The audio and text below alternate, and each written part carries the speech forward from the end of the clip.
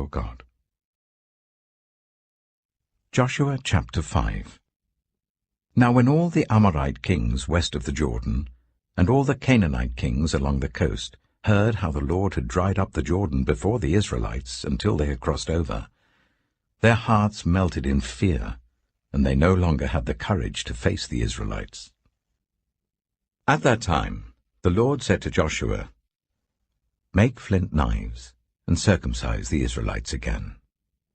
So Joshua made flint knives, and circumcised the Israelites at Gibeath-haaraloth.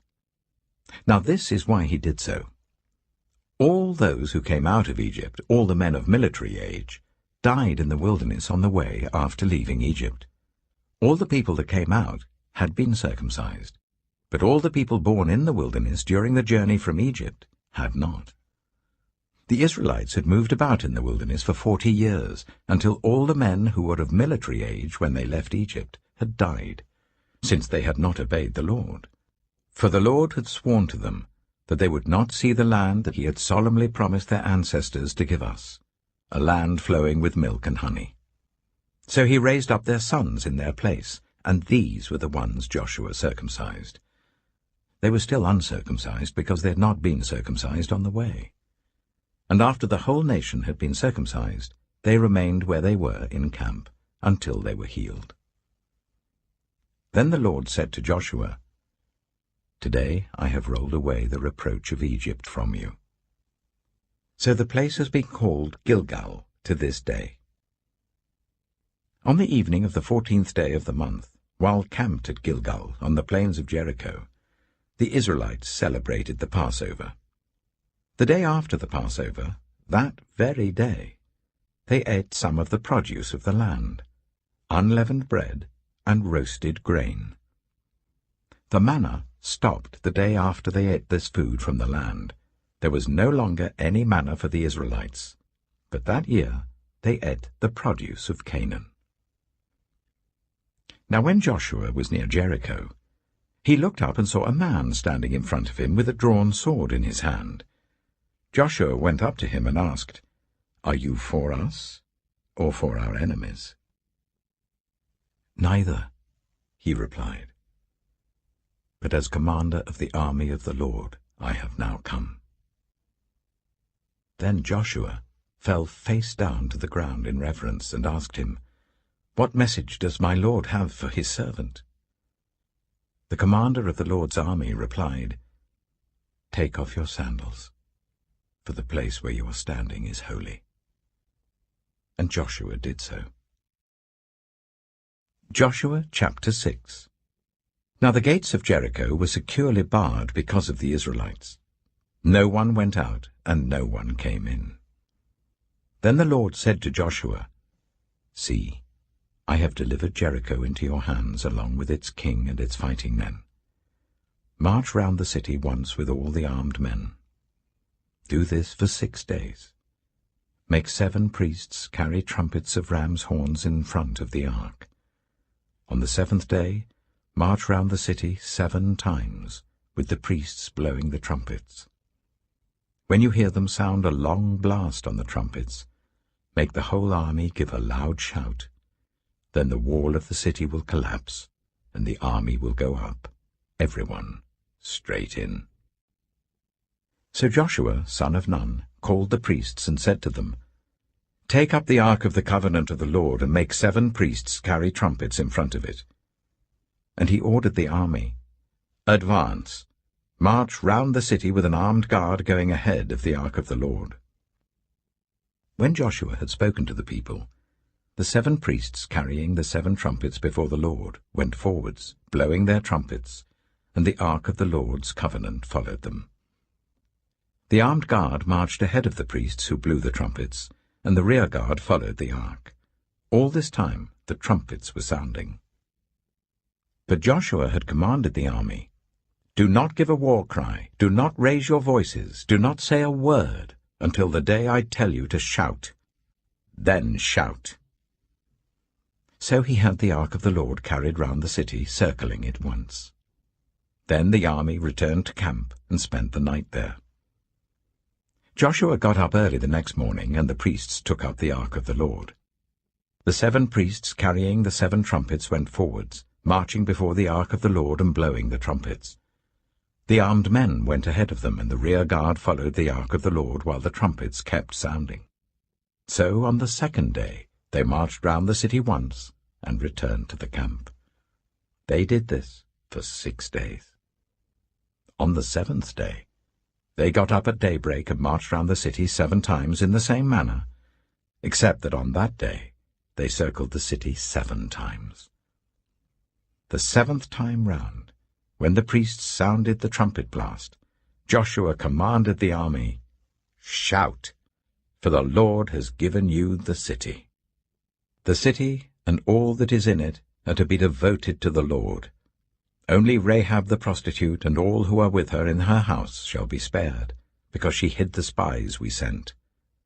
But keep away from the devoted things, so that you will not bring about your own destruction by taking any of them. Otherwise you will make the camp of Israel liable to destruction and bring trouble on it.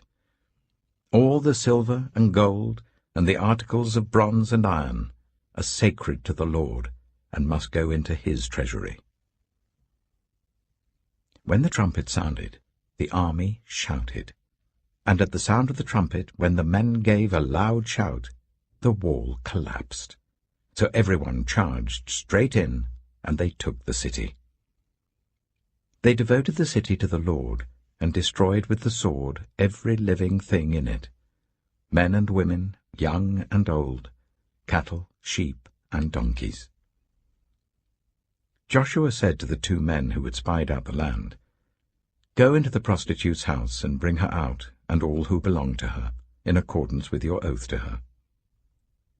So the young men who had done the spying went in and brought out Rahab, her father and mother, her brothers and sisters, and all who belonged to her.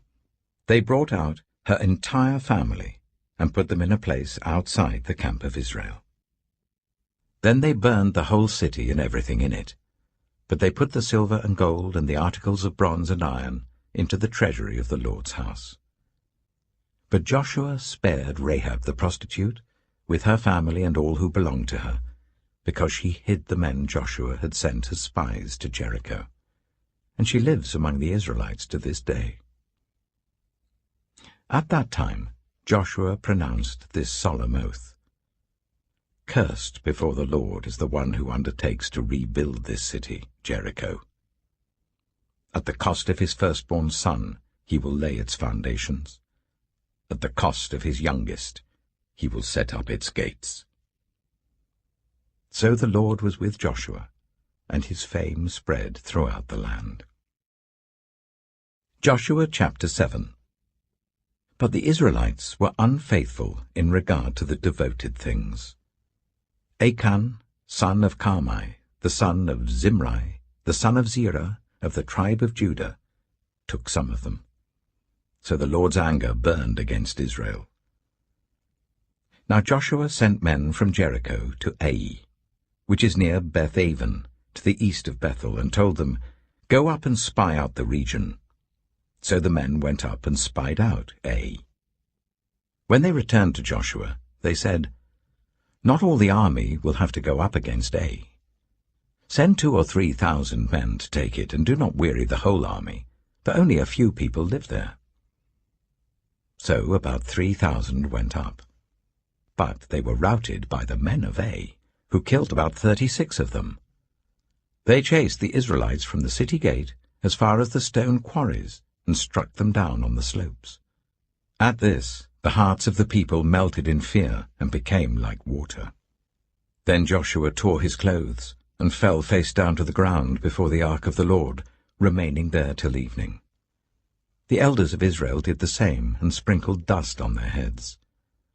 And Joshua said, "Alas, sovereign Lord, why did you ever bring this people across the Jordan to deliver us into the hands of the Amorites to destroy us? If only we had been content to stay on the other side of the Jordan. Pardon your servant, Lord. What can I say now that Israel has been routed by its enemies? The Canaanites and the other people of the country will hear about this, and they will surround us and wipe out our name from the earth. What then will you do for your own great name?" The Lord said to Joshua, stand up. What are you doing down on your face? Israel has sinned. They have violated my covenant which I commanded them to keep. They have taken some of the devoted things. They have stolen, they have lied, they have put them with their own possessions. That is why the Israelites cannot stand against their enemies. They turn their backs and run, because they have been made liable to destruction. I will not be with you any more, unless you destroy whatever among you is devoted to destruction. Go, consecrate the people. Tell them, consecrate yourselves in preparation for tomorrow, for this is what the Lord, the God of Israel, says. There are devoted things among you, Israel. You cannot stand against your enemies until you remove them. In the morning, present yourselves tribe by tribe. The tribe that the Lord chooses shall come forward, clan by clan. The clan that the Lord chooses shall come forward, family by family. And the family that the Lord chooses shall come forward, man by man. Whoever is caught with the devoted things shall be destroyed by fire, along with all that belongs to him. He has violated the covenant of the Lord, and has done an outrageous thing in Israel. Early the next morning Joshua made Israel come forward by tribes, and Judah was chosen. The clans of Judah came forward, and the Zerahite were chosen. He made the clan of the Zerahite come forward by families, and Zimri was chosen. Joshua made his family come forward man by man, and Achan, son of Carmi, the son of Zimri, the son of Zerah, of the tribe of Judah, was chosen. Then Joshua said to Achan, My son, give glory to the Lord, the God of Israel, and honor him. Tell me what you have done. Do not hide it from me. Achan replied, It is true. I have sinned against the Lord, the God of Israel. This is what I have done. When I saw in the plunder a beautiful robe from Babylonia, 200 shekels of silver and a bar of gold weighing 50 shekels, I coveted them and took them. They are hidden in the ground inside my tent with the silver underneath. So Joshua sent messengers, and they ran to the tent, and there it was, hidden in his tent with the silver underneath. They took the things from the tent, brought them to Joshua, and all the Israelites, and spread them out before the Lord. Then Joshua, together with all Israel, took Achan, son of Zerah, the silver, the robe, the gold bar, his sons and daughters, his cattle, donkeys and sheep, his tent, and all that he had, to the valley of Achor. Joshua said, Why have you brought this trouble on us? The Lord will bring trouble on you today. Then all Israel stoned him, and after they had stoned the rest, they burned them. Over Achan they heaped up a large pile of rocks, which remains to this day. Then the Lord turned from his fierce anger. Therefore that place has been called the Valley of Achor ever since. Joshua chapter 8. Then the Lord said to Joshua, Do not be afraid, do not be discouraged. Take the whole army with you and go up and attack Ai. For I have delivered into your hands the king of Ai, his people, his city, and his land. You shall do to Ai and its king as you did to Jericho and its king, except that you may carry off their plunder and livestock for yourselves. Set an ambush behind the city. So Joshua and the whole army moved out to attack Ai. He chose 30,000 of his best fighting men and sent them out at night, with these orders. Listen carefully. You are to set an ambush behind the city. Don't go very far from it. All of you be on the alert. I and all those with me will advance on the city, and when the men come out against us, as they did before, we will flee from them. They will pursue us until we have lured them away from the city, for they will say, They are running away from us as they did before. So when we flee from them, you are to rise up from ambush, and take the city. The Lord your God will give it into your hand. When you have taken the city, set it on fire. Do what the Lord has commanded. See to it. You have my orders." Then Joshua sent them off, and they went to the place of ambush and lay in wait between Bethel and Ai, to the west of Ai. But Joshua spent that night with the people. Early the next morning, Joshua mustered his army, and he and the leaders of Israel marched before them to Ai. The entire force that was with him marched up and approached the city and arrived in front of it. They set up camp north of Ai, with the valley between them and the city. Joshua had taken about 5,000 men and set them in ambush between Bethel and Ai to the west of the city. So the soldiers took up their positions, with the main camp to the north of the city and the ambush to the west of it. That night Joshua went into the valley. When the king of Ai saw this, he and all the men of the city hurried out early in the morning to meet Israel in battle at a certain place overlooking the Arabah. But he did not know that an ambush had been set against him behind the city. Joshua and all Israel let themselves be driven back before them, and they fled towards the wilderness. All the men of Ai were called to pursue them, and they pursued Joshua and were lured away from the city. Not a man remained in Ai or Bethel who did not go after Israel. They left the city open and went in pursuit of Israel. Then the Lord said to Joshua, "Hold out towards Ai the javelin that is in your hand, for into your hand I will deliver the city." So Joshua held out towards the city the javelin that was in his hand. As soon as he did this, the men in the ambush rose quickly from their position and rushed forward. They entered the city and captured it and quickly set it on fire.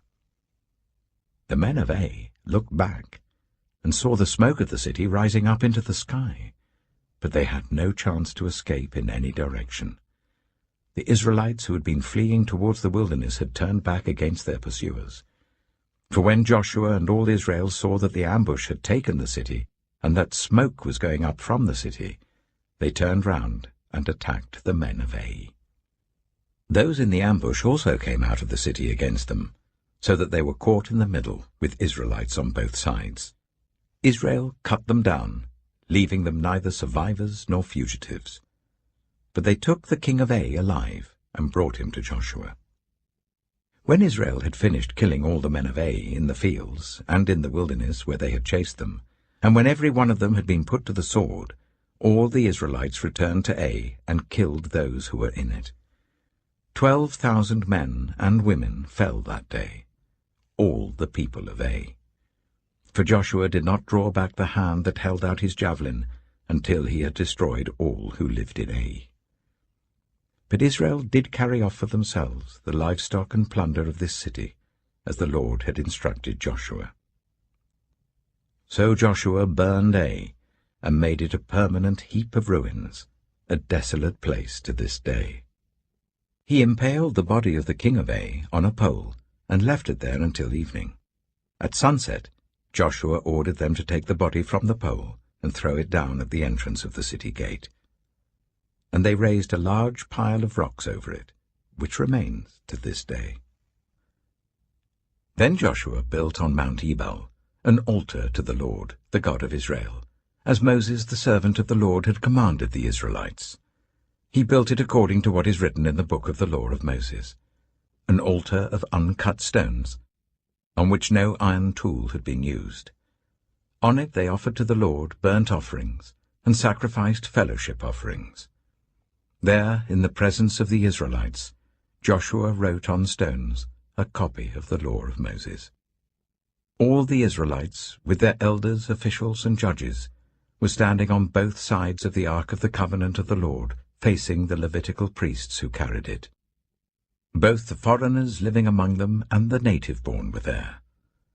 Half of the people stood in front of Mount Gerizim, and half of them in front of Mount Ebal, as Moses the servant of the Lord had formerly commanded, when he gave instructions to bless the people of Israel. Afterwards Joshua read all the words of the law, the blessings and the curses, just as it is written in the book of the law. There was not a word of all that Moses had commanded that Joshua did not read to the whole assembly of Israel, including the women and children and the foreigners who lived among them. Joshua chapter 9. Now when all the kings west of the Jordan heard about these things, the kings in the hill country, in the western foothills, and along the entire coast of the Mediterranean Sea as far as Lebanon, the kings of the Hittites, Amorites, Canaanites, Perizzites, Hivites, and Jebusites, they came together to wage war against Joshua and Israel. However, when the people of Gibeon heard what Joshua had done to Jericho and Ai, they resorted to a ruse. They went as a delegation whose donkeys were loaded with worn-out sacks and old wineskins, cracked and mended. They put worn and patched sandals on their feet and wore old clothes. All the bread of their food supply was dry and mouldy. Then they went to Joshua in the camp at Gilgal and said to him and the Israelites, "We have come from a distant country. Make a treaty with us." The Israelites said to the Hivites, "But perhaps you live near us, so how can we make a treaty with you?" "Well, we are your servants," they said to Joshua. But Joshua asked, "Who are you, and where do you come from?" They answered, "Your servants have come from a very distant country because of the fame of the Lord your God.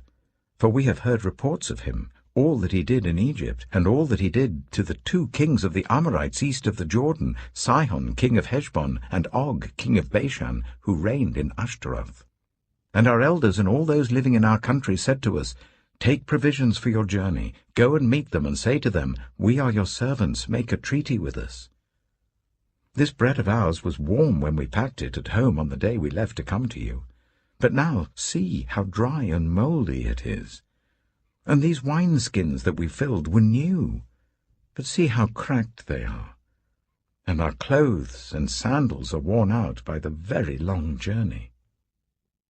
The Israelites sampled their provisions, but did not inquire of the Lord. Then Joshua made a treaty of peace with them to let them live, and the leaders of the assembly ratified it by oath. 3 days after they made the treaty with the Gibeonites, the Israelites heard that they were neighbors, living near them. So the Israelites set out, and on the 3rd day came to their cities, Gibeon, Kephirah, Beeroth, and Kiriath-Jearim. But the Israelites did not attack them, because the leaders of the assembly had sworn an oath to them by the Lord, the God of Israel. The whole assembly grumbled against the leaders, but all the leaders answered, "We have given them our oath by the Lord, the God of Israel, and we cannot touch them now. This is what we will do to them. We will let them live, so that God's wrath will not fall on us for breaking the oath we swore to them." They continued, "Let them live, but let them be woodcutters and water carriers in the service of the whole assembly." So the leaders' promise to them was kept. Then Joshua summoned the Gibeonites and said, "Why did you deceive us by saying, 'We live a long way from you,' while actually you live near us? You are now under a curse.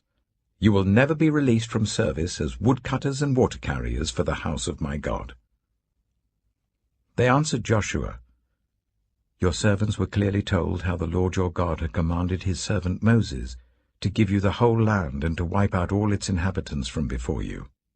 So we feared for our lives because of you, and that is why we did this. We are now in your hands. Do to us whatever seems good and right to you." So Joshua saved them from the Israelites, and they did not kill them. That day he made the Gibeonites woodcutters and water carriers for the assembly, to provide for the needs of the altar of the Lord at the place the Lord would choose. And that is what they are to this day. 1 Peter chapter 4. Therefore, since Christ suffered in his body, arm yourselves also with the same attitude, because whoever suffers in the body has finished with sin. As a result, they do not live the rest of their earthly lives for evil human desires, but rather for the will of God. For you have spent enough time in the past doing what pagans choose to do, living in debauchery, lust, drunkenness, orgies, carousing, and detestable idolatry. They are surprised that you do not join them in their reckless, wild living, and they heap abuse on you. But they will have to give an account to him who is ready to judge the living and the dead. For this reason, the gospel was preached even to those who are now dead, so that they might be judged according to human standards in regard to the body, but live according to God in regard to the Spirit. The end of things is near.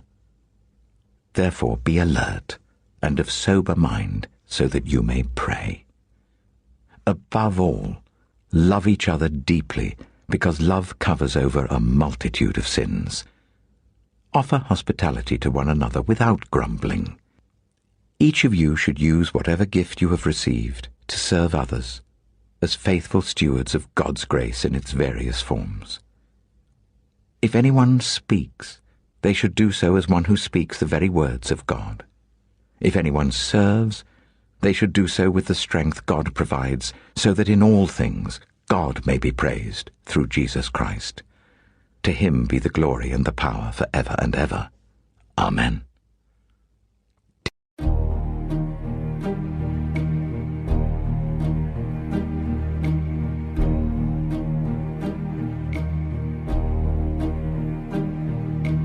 Who can say